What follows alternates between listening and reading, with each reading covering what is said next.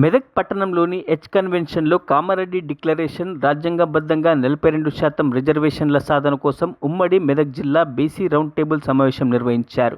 ఈ కార్యక్రమంలో తెలంగాణ జాగృతి అధ్యక్షురాలు ఎమ్మెల్సీ కల్వకుంట్ల కవిత ముఖ్య అతిథిగా పాల్గొన్నారు. ఈ సందర్భంగా వారు మాట్లాడుతూ బీసీల గొంతుకగా తెలంగాణ జాగృతి యునైటెడ్ పూలే ఫ్రంట్ పనిచేస్తుందన్నారు. బీసీలంతా చైతన్యం కావాలని, కామారెడ్డి డిక్లరేషన్ సాధించుకునేంత వరకు పోరాడతామని తెలిపారు.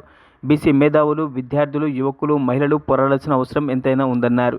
ఈ కార్యక్రమంలో తెలంగాణ జాగృతి నాయకులు, బీసీ సంఘాల నాయకులు తదితరులు పాల్గొన్నారు.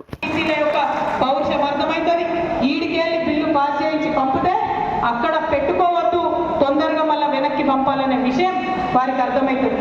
మరి ఆ బిల్లు వచ్చే లోపలనే కాంగ్రెస్ ప్రభుత్వం కుట్ర ఏంటంటే ఇది వచ్చే లోపలనే ఎలక్షన్లు పెడతారట.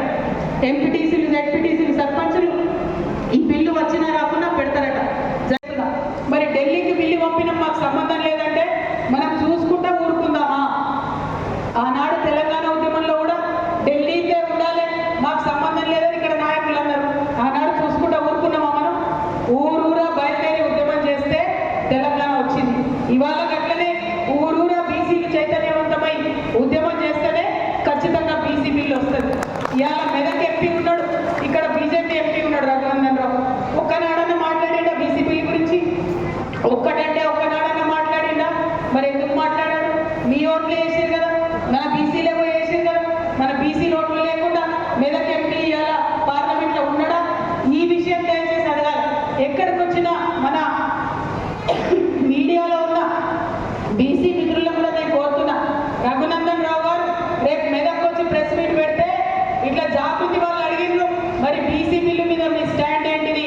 ఇక్కడి నుంచి పాస్ అయి అక్కడికి పోయింది బిల్లు, రాష్ట్రపతి గారి దగ్గర ఉన్నది.